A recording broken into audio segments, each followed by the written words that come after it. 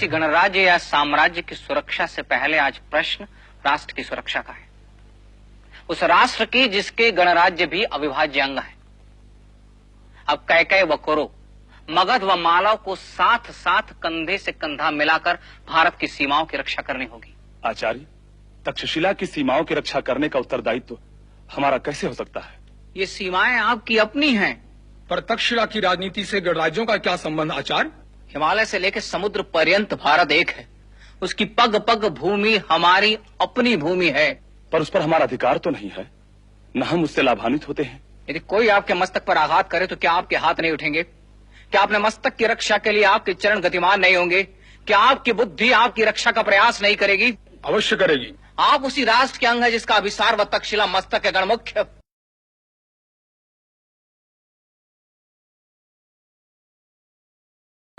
शिक्षक व परिषद तो गौरव भूषित तब होगी जब यह राष्ट्र गौरवशाली होगा, और यह राष्ट्र गौरवशाली तब होगा जब यह राष्ट्र अपने जीवन मूल्यों व परंपराओं का निर्वाह करने में सफल व सक्षम होगा।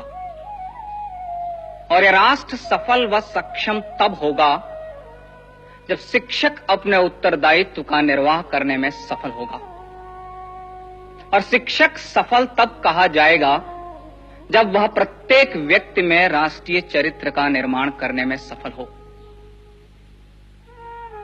यदि व्यक्ति राष्ट्र भाव से शून्य है, राष्ट्र भाव से हीन है, अपनी राष्ट्रीयता के प्रति सजग नहीं है, तो यह शिक्षक की असफलता है। और हमारा अनुभव साक्षी है कि राष्ट्रीय चरित्र के अभाव में हमने अपने राष्ट्र को अपमानित होते देखा है। हमारा अनुभव है कि शस्त्र से पहले हम शास्त्र के अभाव से पराजित हुए हैं। हम शस्त्र और शास्त्र धारण करने वालों को राष्ट्रीयता का बोध नहीं करा पाए और व्यक्ति से पहले खंड खंड हमारी राष्ट्रीयता हुई। शिक्षक इस राष्ट्र की राष्ट्रीयता व सामर्थ्य को जागृत करने में असफल रहा।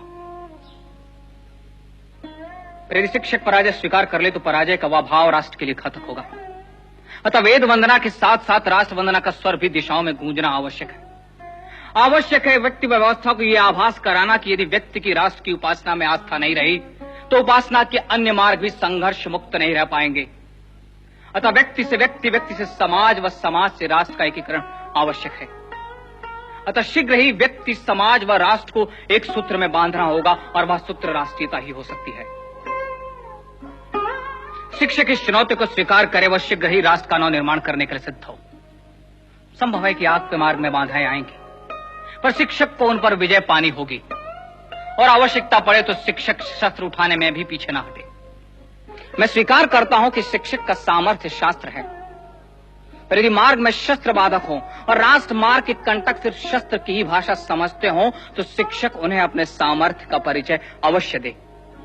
अन्यथा सामर्थ्यहीन शिक्षक अपने शास्त्रों की भी रक्षा नहीं कर पाएगा।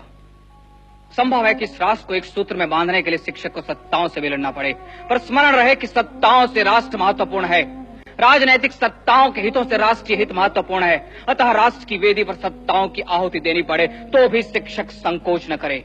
इतिहास साक्षी है कि सत्ता व स्वार्थ की राजनीति ने इस राष्ट्र का अहित किया है। हमें अब सिर्फ इस राष्ट्र का विचार करना है। यदि शासन सहयोग दे तो ठीक, अन्यथा शिक्षक अपने पूर्वजों के पुण्य व कीर्ति का स्मरण कर अपने उत्तरदायित्व का निर्वाह करने में सिद्ध हो। विजय निश्चित है। सप्त सिंधु की संस्कृति की विजय निश्चित है। विजय निश्चित है इस राष्ट्र के जीवन मूल्यों की।